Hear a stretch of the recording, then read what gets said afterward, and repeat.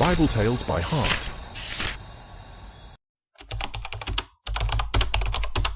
Once upon a time, long ago, a terrible drought had struck the land of Israel.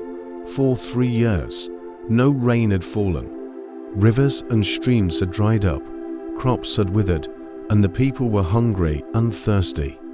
God had allowed this drought because the people had turned away from worshipping Him and had started worshipping idols. Instead of trusting in God, they followed the king, Ahab, and his wife, Jezebel, who taught them to worship a false god named Baal.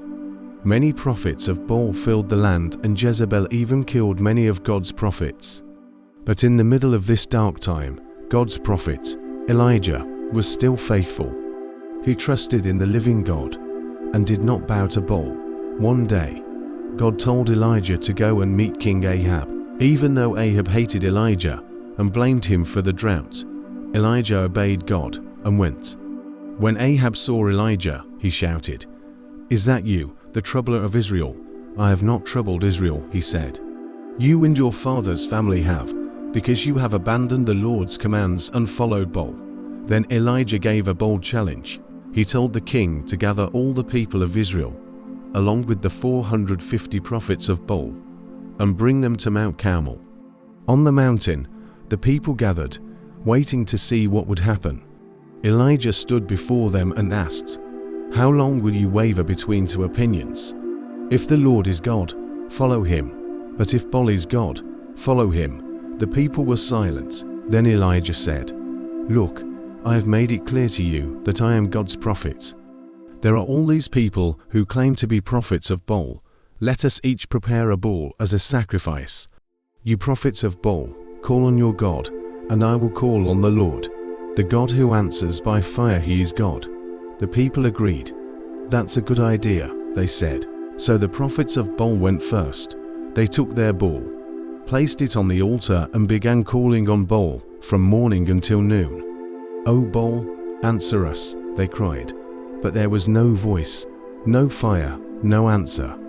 They shouted louder, leaping and dancing around their altar. Still, nothing happened. At noon, Elijah began to mock them. "Shout louder," he said. "Maybe he is deep in thought, or busy, or traveling. Maybe he is asleep and must be wakened." The prophets grew more desperate. They shouted louder and even cut themselves with knives until blood flowed, trying to get Baal's attention, but still, there was no response. Then it was Elijah's turn. He called the people to come closer. He repaired the altar of the Lord that had been broken down, using 12 stones to represent the 12 tribes of Israel. Elijah dug a trench around the altar. Then he placed the wood and the sacrifice on it. To make it even more impossible, Elijah told the people to pour water over the offering and the wood. They poured water once, twice, and 3 times, until the trench was filled with water and everything was soaked. Then Elijah prayed. He did not shout or cut himself. He simply lifted his voice to heaven and said, "O Lord, God of Abraham, Isaac, and Israel, let it be known today that you are God in Israel, and that I am your servant and have done all these things at your command. Answer me, O Lord, so that these people will know that you, O Lord, are God, and that you are turning their hearts back again." Immediately, fire fell from heaven.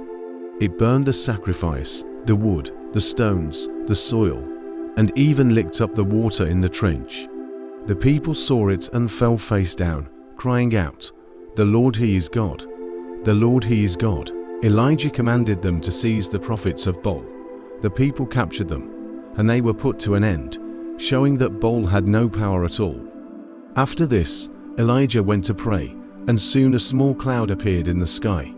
The drought was over, rain came back to the land, and the people rejoiced. And that is the story of how God showed that He alone is powerful, and how faith in Him never fails. Thanks for watching. Please subscribe.